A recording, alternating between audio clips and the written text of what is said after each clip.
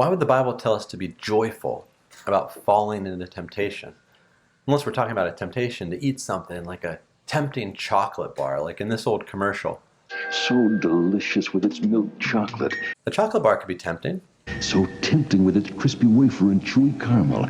Maybe tempting to resist what might be a bad decision for the waistline. Just try and resist the second piece. But why in the world would God want us to respond to temptation with joy?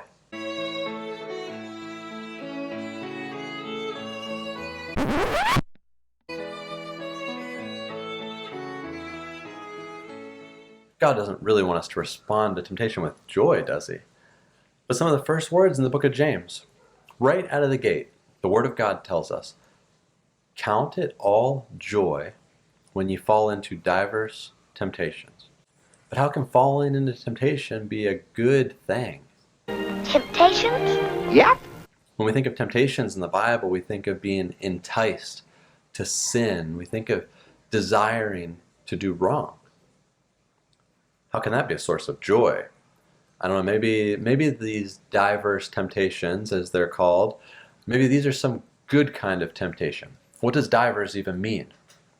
Just by looking at it, how it's used, you'd be right if you thought it means diverse or various. See, it's just an archaic spelling in the King James Version. That doesn't help us understand how falling into temptation is supposed to be a source of joy for Christians. Understand?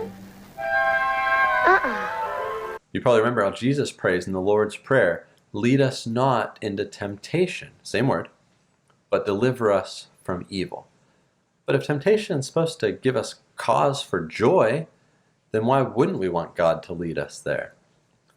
Well, these temptations James is talking about, the Apostle Paul, he uses the same word to refer to what he calls the trials that happened to him through the plots of the Jews. Talking about the people who opposed his evangelistic work of preaching the gospel.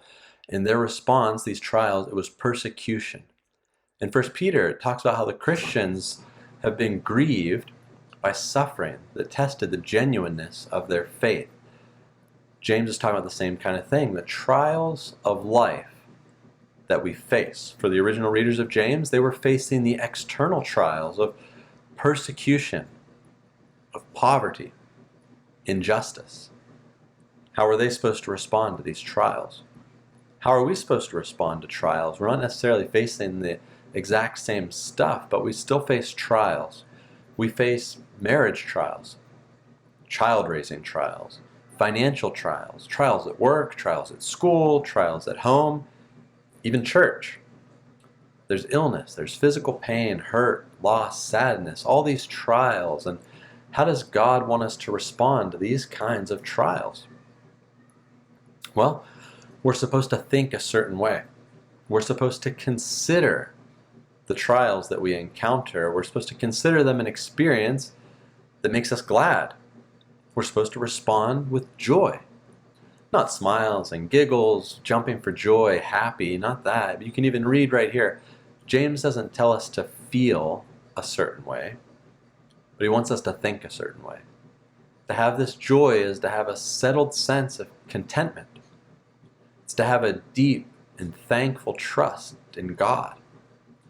Now that's how we're supposed to view our experience of falling into trials. And notice I said what James says, these trials are something we can fall into. They're not something we meet.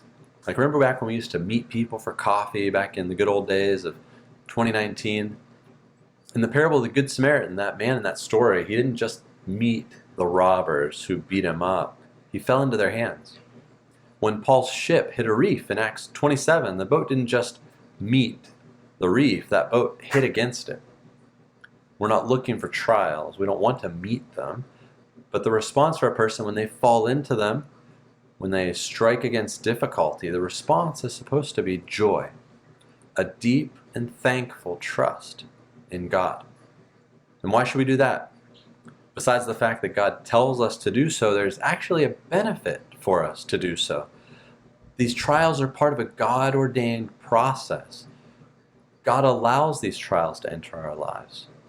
And by responding correctly, endurance is the result in us. Endurance is produced in us. We develop our endurance, our perseverance, to withstand the difficulties that we're going to keep on having to face.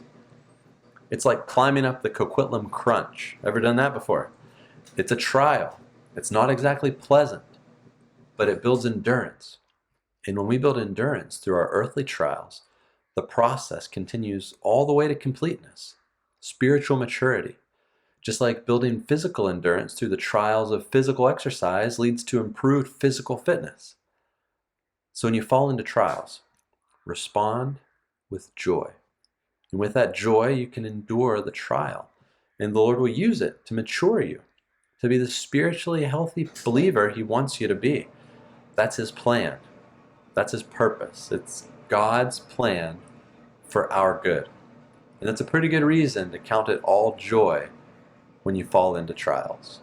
La da dum dum bum da dum ba da la da da.